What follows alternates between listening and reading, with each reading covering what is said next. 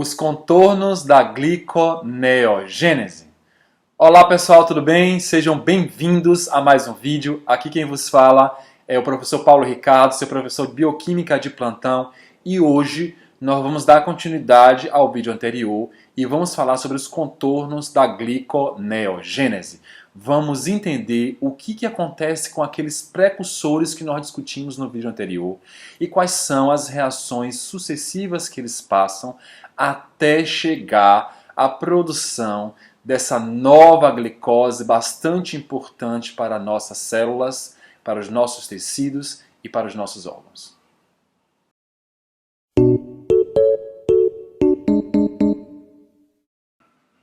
Bom, antes da gente falar efetivamente das reações do contorno, nós precisamos levar em consideração alguns aspectos. O primeiro ponto, o que é esse contorno? Professor, por que a célula hepática precisa fazer estes contornos? Gente, o contorno é, na verdade, uma estratégia que a célula faz para resolver o problema das reações que têm uma variação de energia livre padrão muito alta e negativa. Professor, o que é essa energia livre? A energia livre é a energia que as células usam para fazer as reações do metabolismo celular acontecerem. Nós não vamos falar dessas reações de variação de energia livre aqui, porque isso é tópico para um outro vídeo. Isso se refere à termodinâmica. A gente não vai aprofundar nisso aqui agora. Mas perceba uma coisa interessante. A célula ela vai contornar essas reações que têm uma variação de energia livre padrão muito alta e negativa. Vamos lembrar algo importante aqui. Vamos lembrar um pouco da glicólise. O que acontecia na glicólise? Na glicólise, você tinha a molécula de glicose se transformando em duas moléculas de ácido pirúvico. Dentre a glicólise, nós tínhamos lá 10 reações, nas quais 3 delas tinham um valor de energia livre padrão muito alta e negativa. Quais eram as reações? A primeira reação era a transformação da glicose em glicose 6-fosfato, que era feita pela enzima hexocinase. A segunda reação era a reação feita pela enzima fosfofrutocinase 1, na qual transformava a frutose 6-fosfato em frutose 1,6-bifosfato. E a terceira reação era realizada pela enzima piruvato-cinase, na qual pegava o fosfenolpiruvato e transformava em piruvato. Percebam que das 10 reações, estas 3 elas possuem uma variação de energia livre padrão muito alta e negativa. Então, no sentido da via glicolítica, ou seja, no sentido da transformação da glicose em piruvato, nós temos essas 3 reações como reações que são irreversíveis. Ou seja, a gliconeogênese, que é o foco da nossa aula de hoje, as reações de contorno da gliconeogênese vão se concentrar nesses 3 pontos. Por quê?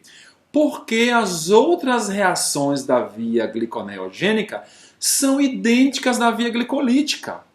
A célula vai usar as mesmas enzimas. O que vai diferir vai ser esses 3 pontos nas quais as reações são irreversíveis. E como eu falei para vocês, são irreversíveis por quê? Porque a variação de energia livre padrão ela é muito alta e negativa. Então, a célula terá que usar diferentes enzimas para fazer esse processo ocorrer. Ou seja, pegar agora a molécula de piruvato, nós vamos ver mais para frente, eu vou mostrar ponto por ponto, e levar essa molécula até a produção de uma nova glicose que será liberada na corrente sanguínea para permitir a nutrição de órgãos que estão dependendo dessa glicose, especialmente em algumas situações fisiológicas específicas. Bom, antes da gente falar efetivamente dos contornos e eu mostrar uma figura para vocês, eu quero iniciar mostrando essa figura aqui, que ela é bem legal e ela é bem didática e ela pode explicar melhor para a gente. Professor, o senhor falou em relação à variação de energia livre padrão, que ela é alta e negativa. Exatamente. Eu falei para vocês que em 3 pontos a variação de energia livre padrão é muito alta e negativa. Olha aqui para mim essa figura. Nós temos aqui uns degraus, tá vendo? Ó, mostrando do degrau 1 até o degrau 10. Essa figura mostra, na verdade, as 10 reações da via glicolítica. E mostra um dos degraus com tamanhos diferentes. O degrau 1 é bastante alto, o degrau 3 também é bastante alto, e o degrau 10 também ele é bastante alto em relação aos outros degraus. Observe que o degrau 4 ele tem certo valor um pouco mais alto, mas em condições celulares isso aqui fica próximo de zero, né, o valor do ΔG. Aqui na sexta e na sétima reação é bem baixo, ó, na quinta nem tem degrau, tá vendo? Ó, e na oitava e na nona também. Professor, o que isso representa? Isso representa o valor da energia livre padrão. Percebam que na reação 1, na reação 3 e na reação 10, estes valores são altos. Como eu expliquei para vocês anteriormente. Essa reação é a reação da hexoquinase. Essa terceira reação é a reação da fosfofrutocinase 1. E a 10ª reação é a reação da piruvatocinase. Nessas 3 reações, nós temos o valor da energia livre padrão alta e negativa. Então, para a via gliconeogênica, a célula hepática usará diferentes enzimas para contornar essas 3 reações, permitindo assim com que o piruvato volte a ser uma nova glicose e possa ser lançada assim na corrente sanguínea para que possa ser utilizada pelos outros tecidos.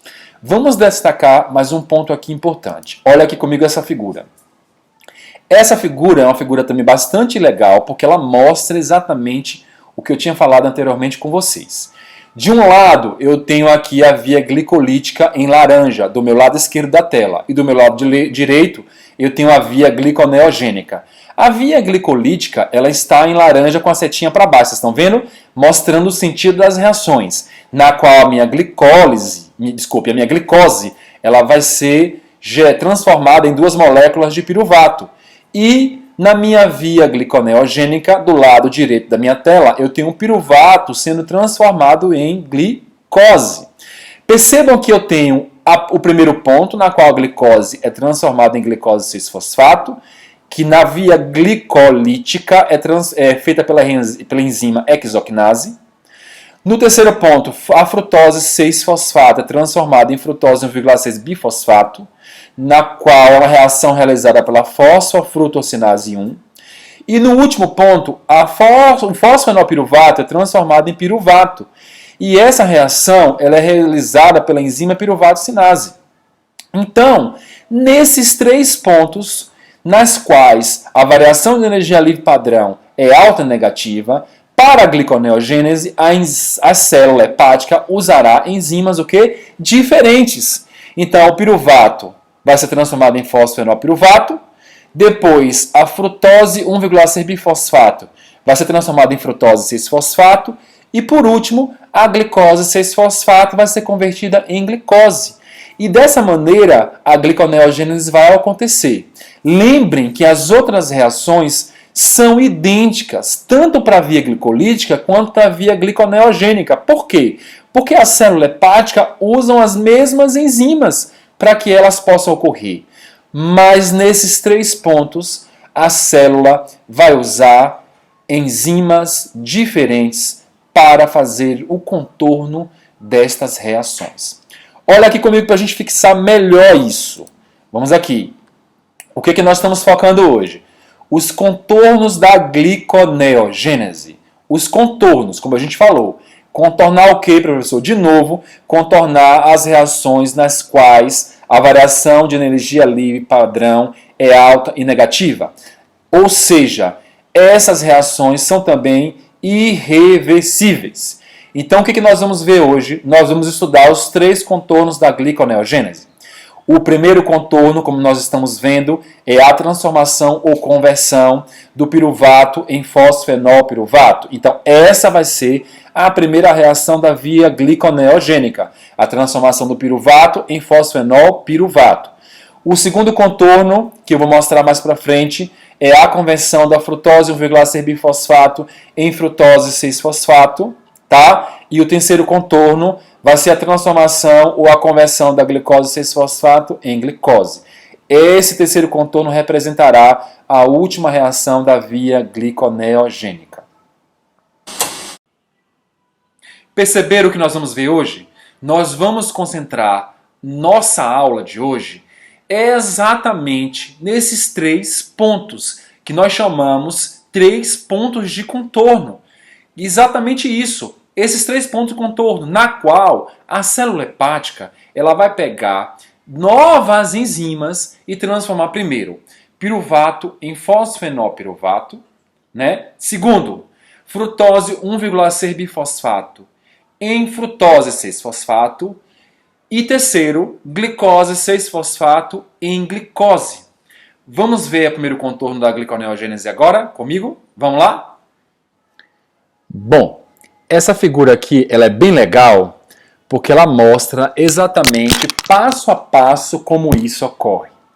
Percebam que de um lado, do meu lado direito, eu tenho o piruvato e do meu lado esquerdo eu tenho um lactato. Aí vocês vão perguntar assim para mim, professor, esse piruvato é aquele mesmo piruvato que veio da alanina que nós falamos no vídeo anterior?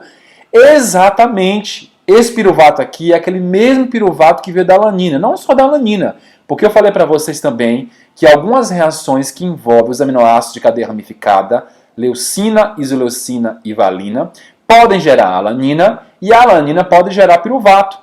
E aí observe que essa transformação da alanina em piruvato ela é feita por reações chamada de reação de transaminação, na qual você tem a reação da alanina com o alfa-acetoglutarato, transformando o alfa-acetoglutarato em glutamato e a alanina em piruvato.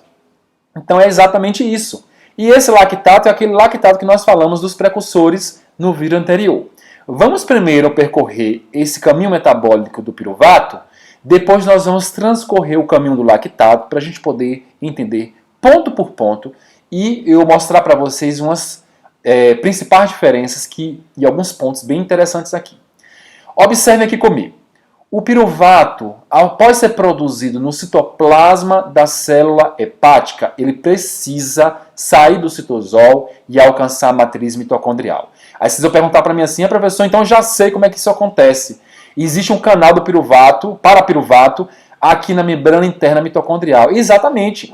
Na membrana interna mitocondrial existe um canal para piruvato, porque a membrana interna mitocondrial ela é bastante seletiva para as moléculas que vão entrar na matriz mitocondrial. Não é qualquer molécula que entra, mas existe um canal para piruvato, que foi assunto que nós vimos em aula de ciclo de Krebs e fosforilação oxidativa. Tá? Então o piruvato ele é capaz de adentrar a matriz mitocondrial. O que é que vai acontecer agora com o piruvato? Percebam que o primeiro ponto vai ser o que nós chamamos, entre aspas, de ativação do piruvato. O que é essa ativação do piruvato, professor? Essa ativação do piruvato seria uma carboxilação. E é exatamente isso. O piruvato sofre uma carboxilação. O que é uma carboxilação, professor? É, na verdade, o recebimento de um carbono na forma de CO2. Quem faz esse passo enzimático é uma enzima chamada de piruvato carboxilase, tá? Então a piruvato carboxilase, ela faz a carboxilação do piruvato, transformando ele em oxaloacetato. Percebam que o piruvato, que tem 3 carbonos, ele é convertido em uma molécula bastante importante, chamada de oxaloacetato. Vocês lembram do que eu falei no vídeo anterior? Que todos os intermediários do ciclo de Krebs que provinham de aminoácidos glicogênicos e o próprio piruvato davam origem ao oxaloacetato, porque ele seria a molécula-chave para produzir um dos intermediários importantes da via gliconeogênica. Lembrem disso que a gente falou do vídeo anterior. Então, primeiro passo, o piruvato sofre uma carboxilação realizada pela enzima piruvato carboxilase, dando origem ao oxaloacetato. Bom, o que vai acontecer agora? O oxaloacetato ele não pode atravessar a barreira da membrana interna mitocondrial. Professor, mas por que isso não acontece? Porque não existe canal proteico específico para o oxaloacetato. Então o oxaloacetato agora ele precisa encontrar uma maneira de sair. De que maneira isso acontece? Ele sofre uma redução de um NADH que vem de onde? Da matriz mitocondrial, que provavelmente veio das reações do ciclo de Krebs. Quem é que faz essa reação? É uma enzima chamada de malato desidrogenase mitocondrial. Olha que interessante! Essa enzima é a mesma enzima que pegava o malato e transformava ele em oxalacetato no ciclo de Krebs. Então quer dizer, professor, que essa enzima pode fazer a reação inversa, pegando agora o oxalacetato transformando em malato, como a gente está vendo aqui na reação da gliconeogênese? Sim, ela pode fazer, ela está fazendo. Mas percebam, essa reação está acontecendo porque o oxalacetato ele não pode atravessar a barreira da membrana interna mitocondrial. E por isso, ele sofre uma redução recebendo os elétrons do NADH, que provavelmente veio do ciclo de Krebs, e se transforma em malato. Bom, e agora o que vai acontecer? O malato é possível ele passar. Por que é possível ele passar? Porque, não sei se vocês recordam, quando nós estudamos fosforilação oxidativa, nós vimos que existe lá uma lançadeira chamada de malato aspartato, que ela é encontrada numa ampla distribuição em todos os tecidos. E essa lançadeira do malato aspartato permite que o malato entre e o aspartato saia através de duas proteínas distintas canais, duas proteínas canais distintas. Então, é por esse canal que o malato passa e atravessa, alcançando assim o citosol. Percebam que é necessário entrar na matriz mitocondrial e sair. Eu vou explicar daqui a pouco por que isso acontece. Ao chegar no citosol, o malato sofre uma reação inversa pela mesma enzima, mas agora com a presença dela no citosol. É tanto que ela se chama malato desidrogenase citossólica. É uma isoenzima presente aonde? No citossol. O malato agora ele é transformado em oxalacetato e, ao mesmo tempo, sofre essa oxidação, gerando um NADH. Aqui dentro, percebam, o oxalacetato gerou malato. E ele sofreu uma redução. E aqui fora, não. O malato gera oxalacetato e ele sofre uma oxidação. E essa oxidação reduz NAD+, em NADH. Mais para frente eu vou explicar para vocês a importância desse NADH. Gerando agora, de novo, oxalacetato. O oxalacetato sofre uma descarboxilação, ou seja, perde CO2, perde carbono na forma de CO2, e ao mesmo tempo, aqui não está mostrando, mas ao mesmo tempo ele sofre uma fosforilação por um GTP numa reação realizada por uma enzima chamada de fosfenolpiruvato carboxicinase citosólica, transformando agora o oxalacetato em fosfoenolpiruvato, ou seja, o nosso PEP. Nós agora conseguimos pegar o piruvato, que veio da alanina, e transformar em PEP. Bom, perceba uma coisa interessante. O oxalacetato ele não tem a capacidade de atravessar a barreira da membrana interna mitocondrial. Então é necessário que o oxalacetato sofra uma redução a malato para que o malato agora possa atravessar e alcançar o citosol. Eu quero parar esse ponto aqui para te mostrar por que o malato sai, de que maneira ele sai, quais são as rotas envolvidas e possíveis que poderiam levar à travessia da barreira mitocondrial, da barreira da membrana mitocondrial interna para o citosol. Então vamos ver isso agora para a gente poder entender e aprofundar um pouco nesse ponto. Vamos lá? Bom, vamos agora aprofundar um pouco nesse ponto para a gente poder entender de que maneira esse malato sai. Sai de onde? Da matriz mitocondrial para o citosol, para percorrer e prosseguir as outras reações da via gliconeogênica até chegar à produção de fosfenolpiruvato, que é o nosso PEP. Tá? Vamos ver. Como eu falei para vocês anteriormente, quais são as rotas possíveis. Lembre que quando nós estudamos fosforilação oxidativa, eu mostrei para vocês que existe a lançadeira do malato aspartato, na qual você tem o malato saindo e o aspartato entrando. O malato pode sair, olha aqui comigo, ó, da mitocôndria para o citossol e entrar do citossol para a mitocôndria. Aqui é claro que ocorrem reações de transaminação paralelas, mas não é o nosso foco aqui agora. O nosso foco aqui é entender as rotas. Teria duas possibilidades desse oxalacetato ir para o citosol. Olha aqui comigo. Uma possibilidade seria a rota 1, que nós chamamos a rota do aspartato aminotransferase. Olha aqui a rota 1, tá vendo? Ó? A rota do aspartato aminotransferase. Como seria essa rota?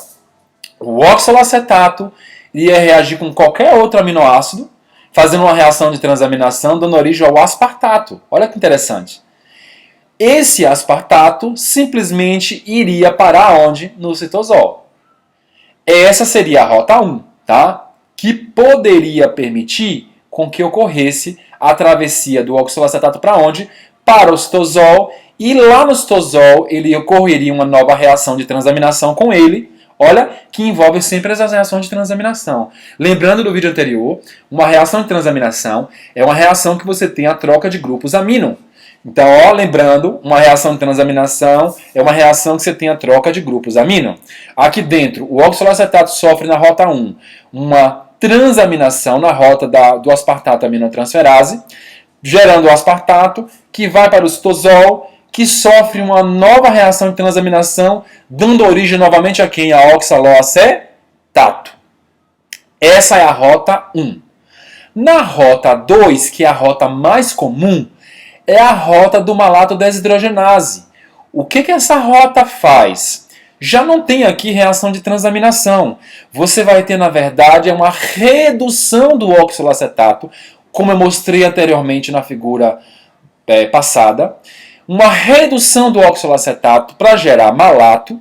E esse malato agora, ele sai da mitocôndria, atravessando o canal de malato até chegar ao citosol. E no citosol, como eu também mostrei na figura anterior, o malato sofre uma oxidação, gerando NADH e oxalacetato, e o oxalacetato agora ele vai entrar e percorrer o resto do caminho metabólico pela gliconeogênese para gerar a nossa molécula de glicose. Então, sendo bem objetivo aqui, quais são as duas rotas? A primeira rota é a rota do aspartato aminotransferase. E a segunda rota é a rota do malato desidrogenase. Ambas as rotas levam o oxalacetato para o citosol. Mas qual é a diferença dessas rotas? A diferença é a seguinte, e é bem importante isso aqui. A diferença é que a rota 1, que é a rota do aspartato aminotransferase, ela não leva produtos redutores para o citosol, ou seja, não leva elétrons para o citosol. Mas a rota 2, sim. A rota 2 faz com que, na reação do citosol, ocorra a produção de um NADH. E a gente vai ver daqui a pouco que esse NADH ele é importantíssimo para prosseguir as outras e consecutivas reações da gliconeogênese. Sem o NADH, não tem como ocorrer a gliconeogênese, porque a razão entre NADH e NAD+, diminuiria drasticamente e possivelmente levaria à parada da gliconeogênese. Então, é mais importante para a célula seguir a rota 2, que é a rota do malato desidrogenase, do que seguir a rota 1, que é a rota do aspartato aminotransferase. Por quê? Porque essa rota do malato desidrogenase levaria à produção do NADH, que é bastante importante para prosseguir as outras reações até chegar à produção da molécula de glicose. Perceberam como foi importante a gente aprofundar esse ponto aqui? Para a gente poder entender exatamente por que existe essa diferença e essas possibilidades de transporte do oxalacetato para o citosol? Percebam que a rota 2, que é a rota da malato desidrogenase, é uma rota bastante importante e é bem provável que a célula usa esse caminho metabólico para jogar esses produtos redutores para o citosol, já que a gliconeogênese depende muito, grandemente, dessas concentrações, dessa razão, que a razão entre NADH e NAD+, tem uma concentração boa para permitir com que a gliconeogênese ocorra no citosol. Agora, vamos prosseguir o nosso estudo e vamos ver a rota que envolve o lactato. E vamos abordar algumas poucas diferenças que existem entre a rota do piruvato, que veio da alanina, e a rota do lactato, né, que vem da fermentação láctica. Vamos lá? Bom, voltando à nossa figura anterior, percebam que toda a rota do piruvato nós já discutimos aqui até chegar no PEP, tá? Toda a rota do piruvato foi discutida. Agora vamos passar para o caminho metabólico que envolve o lactato. Lembrem que o lactato também é um dos precursores da gliconeogênese E ele provém da fermentação láctica. O que acontece com o lactato? O primeiro ponto, o lactato, ele é transformado também em piruvato. Olha que interessante. O lactato volta a ser piruvato. E percebam que essa reação ela é feita pela enzima lactato desidrogenase, aquela mesma LDH que nós falamos no vídeo anterior. A LDH ela pode fazer tanto a transformação do piruvato em lactato, quanto a transformação do lactato em piruvato.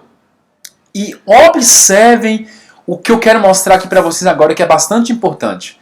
No primeiro passo da reação do lactato, você já tem a produção de um NADH. O lactato sofre uma oxidação e gera um NADH citosólico. Olha que diferença, olha que interessante isso aqui. Perceba que quando o precursor era o piruvato, eu tive que inicialmente, primeiro, resolver dois problemas. Transformar o oxalacetato em uma molécula que pudesse ser capaz de atravessar a barreira interna mitocondrial até chegar ao citosol. E 2, ao mesmo tempo, levar produtos redutores para o citosol. Por quê? Porque a gliconeogênese depende de NADH para ocorrer. Agora, observem aqui embaixo. No primeiro ponto, na primeira reação, eu já tenho a síntese de um NADH. Então, não vai ser necessário mais a célula hepática fazer toda essa conversão, entrando na matriz mitocondrial, saindo novamente com o malato, para gerar o PEP do lado de fora, no citosol. Por quê? Porque eu já produzi no primeiro passo produtos redutores importantes que vai permitir que a minha gliconeogênese prossiga normalmente.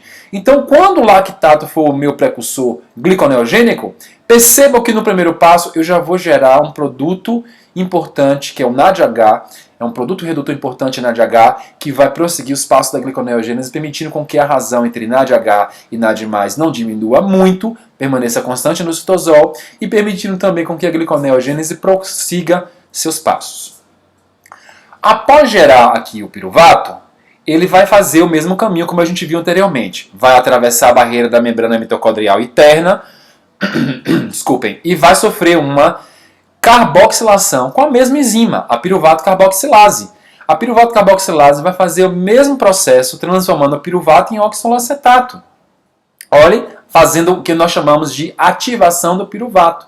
Só que agora, o meu oxalacetato, olha a diferença, não precisa mais passar pela barreira mitocondrial interna. Eu posso gerar o meu PEP diretamente aonde? Diretamente aqui na matriz mitocondrial.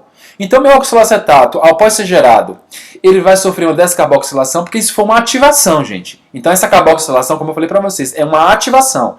Gera oxalacetato, sofre uma descarboxilação, aqui não está mostrando, mas tem uma fosforilação por um GTP. Olha a enzima, PEP, ou seja, fosfenolpiruvato carboxinase mitocondrial, que é uma isoenzima da PEP carboxinase citosólica, tá vendo? Só muda o compartimento celular e aí você tem a produção desse PEP. Esse PEP agora vai atravessar livremente a barreira da membrana mitocondrial interna, porque existe canal para PEP, como eu mostrei para vocês. Eu não destaquei, mas na figura anterior que eu mostrei sobre as rotas, tem lá um canal de PEP. Depois vocês reparem com mais detalhes, lá tem um canal de PEP, tá? Então o PEP dá para ele atravessar tranquilamente a membrana interna mitocondrial, alcançar o citosol, para assim prosseguir os passos da gliconeogênese. Bom, depois que nós já vimos o caminho metabólico que envolve o piruvato que provém dos aminoácidos glicogênicos e o lactato que vem da fermentação lática, a gente acaba passando pelo primeiro contorno. Então nós já vimos o primeiro contorno. Qual era o primeiro contorno? Aqui de novo, para a gente poder revisar. Ó, a conversão do piruvato em fosfoenolpiruvato. Então nós já vimos como o piruvato que provém da alanina, ou seja, dos aminoácidos glicogênicos, gera o PEP, e também nós vimos como o lactato que vem da fermentação láctica também gera o PEP. Passamos pelo primeiro contorno da gliconeogênese e vimos que como a célula faz para fazer essa transformação. Bom, agora vamos nos concentrar no segundo contorno. O segundo contorno da gliconeogênese, vocês vão ver agora como é muito simples, que na verdade representa uma reação de hidrólise, ou seja, a frutose 1,6 bifosfato, ela é transformada em frutose. Essa reação, na verdade, é uma reação de hidrólise. Ou seja, a molécula de frutose 1,6-bifosfato perde o fosfato do carbono 1 e é transformada em frutose 6-fosfato. Vamos ver esse ponto para a gente passar para o terceiro contorno e eu mostrar a linha ou o caminho do glicerol para a gente fechar aqui, tá? Mas antes disso, eu quero mostrar uma coisa interessante aqui para vocês. Olha aqui comigo essa figura. Percebam que nós passamos, olha aqui comigo nessa figura, aqui embaixo. Percebam que nós passamos, falamos aqui, a transformação do piruvato em fosfenol piruvato. Agora, as outras reações que se seguem, tá vendo? Ó, são todas idênticas da via glicolítica. São reações que são idênticas usando as mesmas enzimas. Aí, o que vai acontecer agora? A gente vai para o segundo contorno, que é esse ponto aqui de cima. Ó. O segundo contorno é esse ponto aqui de cima, na qual a minha frutose 1,6-bifosfato ela é transformada em frutose 6-fosfato. A célula agora vai usar uma enzima diferente para fazer essa hidrólise, para fazer essa reação de hidrólise, liberando assim a minha frutose 6-fosfato. Bom, vamos ver aqui a reação de segundo contorno. Como eu falei para vocês anteriormente, a reação de segundo contorno é a transformação da frutose 1,6-bifosfato em frutose 6-fosfato. E essa reação ela é realizada pela enzima frutose 1,6-bifosfatase. Na verdade, o nome da enzima é frutose 1,6-bifosfatase 1, porque existe a bifosfatase 2 que está envolvida no processo de regulação da gliconeogênese, mas a gente não vai falar disso aqui agora, tá? Então essa é a frutose 1,6-bifosfatase 1. E o que essa enzima faz, professor? Ela faz uma hidrólise, como a gente falou anteriormente. Ela retira o fosfato do carbono 1, transformando frutose 1,6-bifosfato em frutose 6-fosfato e fosfato inorgânico. É só isso aqui. A reação de contorno é só isso. A do segundo contorno é só isso aqui. Uma simples hidrólise retirando um fosfato do carbono 1 da frutose 1,6-bifosfato, transformando assim a frutose 1,6-bifosfato em frutose 6-fosfato. E essa reação, ó, observe aqui, ela tem uma variação de energia livre padrão bastante alta e negativa, mostrando que é uma reação irreversível também para a gliconeogênese. Bom, então nós já passamos pelo segundo contorno, nós já vimos que nesse segundo contorno representou a conversão ou transformação da frutose 1,6-bifosfato em frutose 6-fosfato, que na verdade, como eu expliquei para vocês, foi uma simples hidrólise da molécula, liberando fosfato inorgânico e frutose 6-fosfato. Agora, para a gente finalizar a segunda parte da nossa aula, nós vamos ir para o terceiro contorno, que na verdade é a transformação da glicose 6-fosfato em glicose. Para a gente entender o terceiro contorno, vamos voltar aqui à nossa figura anterior. Olha que nós já passamos pelo primeiro contorno, que foi a transformação do piruvato em fosfenol piruvato. Todas essas reações são idênticas, tá vendo? Ó, da via glicolítica. Olha aqui o ponto que usa o NADH, vocês estão vendo? Olha aqui esse ponto aqui, ó, que usa o NADH, que eu tanto discuti com vocês anteriormente. Esse ponto aqui usa o NADH, vocês estão vendo? Passamos pelo segundo contorno, ó, que foi a transformação da frutose 1,6-bifosfato em frutose 6-fosfato. A reação anterior, a posterior, que envolve uma isomerase, é idêntica da via glicolítica. E agora nós chegamos no ponto do último contorno, que é a transformação da glicose 6-fosfato em glicose. Até chegar nessa glicose aqui, ó, que é muito útil para os tecidos e os órgãos e os sistemas em determinadas condições fisiológicas específicas. Então vamos lá ver esse ponto aqui do terceiro contorno. Vamos observar aqui com calma. Essa figura representa exatamente o último contorno. Vamos tentar entender como é que funciona o último contorno. Lembre, como a gente falou anteriormente, seria a transformação da glicose 6-fosfato em glicose. Reparem que esse último contorno também representa uma hidrólise, ou seja, a retirada de um grupo fosfato da G6P, glicose 6-fosfato, transformando em glicose livre e fosfato inorgânico. Só que essa reação ela não acontece no citosol, ela vai acontecer dentro do lúmen do retículo endoplasmático liso.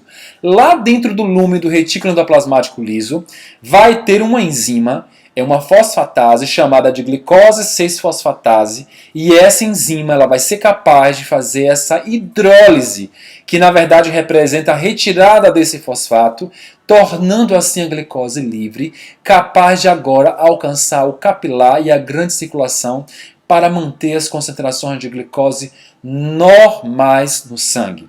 Então a enzima-chave aqui para fazer essa conversão de glicose 6-fosfato G6P em G, em glicose, é a glicose 6-fosfatase. Ela transforma G6P em G e aí a glicose agora tem a capacidade de ir diretamente para o capilar para manter as concentrações de glicose no sangue normais. Só queria chamar a atenção de uma coisa aqui bem importante, é uma enzima que usa um cofator, um sal mineral bastante importante que é o magnésio, tá? É uma enzima dependente de magnésio, então ela vai precisar do magnésio para fazer essa retirada do fosfato, permitindo com que a glicose caia na corrente sanguínea. Uma coisa também bastante importante é que é uma enzima que possui várias subunidades. Aqui nessa figura do lado direito, ó, ela possui várias subunidades e a deficiência de cada uma dessas subunidades ela pode provocar um tipo de doença específica. Mais para frente, quando a gente for falar um pouco sobre o metabolismo do glicogênio, eu vou estar destacando algumas dessas doenças, então a gente vai aprender um pouco mais. Mas não é uma enzima, a parte catalítica dela é essa parte aqui em rosa, na qual faz a retirada do fosfato, mas ela tem várias subunidades diferentes e essas subunidades elas podem estar, de alguma maneira, pode ter algum problema de síntese dessas subunidades que pode levar à deficiência do processo. Mas isso aqui a gente não vai estar discutindo aqui nesse ponto agora não. Tá? Então, esse ponto aqui é importante, resumindo, sendo mais conciso. É uma hidrólise na qual retira a molécula de fosfato da molécula glicose 6-fosfato, G6P, produzindo a molécula de glicose e fosfato livre, permitindo assim com que a glicose possa escapar diretamente para o sangue para nutrir os outros tecidos. Então, pessoal, para a gente finalizar aqui em relação aos precursores, o próximo deles é quem? O glicerol. Nós já falamos do glicerol em vídeos anteriores, no vídeo anterior, né? E ele provém de uma molécula bastante importante chamada de triacilglicerol. Observe aqui que eu tenho a molécula de glicerol formando ligações ésteres com 3 moléculas de ácido graxo. Então você tem aqui a lipase, que ela é ativada por hormônios, como nós já discutimos, libera assim o glicerol e os ácidos graxos. O ácidos graxos assim passa pela beta-oxidação para gerar acetil-CoA e o glicerol passa por 2 passos metabólicos, né, que a gente vai discutir agora, até produzir uma molécula bastante importante e um intermediário, olha, da via glicolítica e gliconeogênica, chamada de dihidroxetonofosfato. Dihidroxetonofosfato ou a nossa DHP. Eu tenho certeza que não é estranho de vocês, tá? Tenho certeza disso. Então observe aqui comigo. Nós temos aqui, primeiro, o glicerol passando por uma reação de fosforilação realizada pela enzima glicerol sinase com gasto de um ATP, produzindo assim glicerol 3-fosfato. Posteriormente, uma redução de oxidação gerada pela enzima glicerol 3-fosfato desidrogenase para, por fim, produzir dihidroxetonofosfato. Então percebam que o caminho do glicerol é um caminho diferente. O caminho do glicerol não gera piruvato, como nós vimos o caminho da alanina e dos aminoácidos glicogênicos, e nós vimos o caminho do lactato. O caminho do glicerol gera dihidroxetonofosfato. Agora vamos focar num ponto importante aqui. Onde é que essa dihidroxetonofosfato sobe? Onde é que ela sobe? Ela vai subir aqui num ponto acima, olha aqui em cima, ó. Ela vai subir nesse ponto aqui. O que isso quer dizer? Quer dizer que quando o meu precursor for o glicerol, proveniente do triglicerídeo, a dihidroxetona gerada a partir do glicerol, ela não vai passar pelo primeiro contorno. Ela não vai passar pelo primeiro contorno. Ela vai entrar somente a partir desse ponto aqui acima. Então ela vai passar pelo segundo e pelo terceiro contorno da gliconeogênese. Ela não vai passar pelo primeiro contorno. Isso aqui é bem legal de entender, porque você tem um caminho metabólico diferente, de um precursor diferente, e gera uma molécula diferente, ó, um intermediário, tanto da via gliconeogênica quanto da via glicolítica. Tá? Então, o meu glicerol, quando ele sair da molécula do triglicerídeo, ele vai gerar dihidroxetona, não passará pelo primeiro contorno e prosseguirá as reações da via gliconeogênica entrando aqui e passará pelo segundo e pelo último, que a gente chama de terceiro contorno da gliconeogênese. Então, pessoal, esse foi o nosso vídeo de hoje. Eu espero que vocês tenham gostado do vídeo, tá? Se vocês tiverem alguma dúvida, coloque aqui embaixo nos comentários. Eu vou estar respondendo a todo mundo que quiser tirar alguma dúvida. Antes de terminar o vídeo, eu queria indicar para vocês as biografias, tá? Então, primeiro, o Leninger, como eu indiquei no vídeo anterior, né? A parte dos contornos tá boa, dá para vocês estudarem pelo Leninger, tá? Mas, como eu falei para vocês, o livro do Voit Voit é um livro que tem uma profundidade de conteúdo maior. Eu gosto bastante desse livro aqui. Vocês podem usar esse livro também. E também queria indicar aquele mesmo capítulo do livro que eu indiquei no vídeo anterior, que é o capítulo do livro Human Biochemistry, que eu vou colocar na descrição aqui do vídeo também, como eu coloquei no vídeo anterior, que também tem os mesmos conteúdos, tá? E eu espero que vocês tenham gostado mais uma vez, tá? Fiquem com Deus, Deus abençoe vocês e até o próximo vídeo.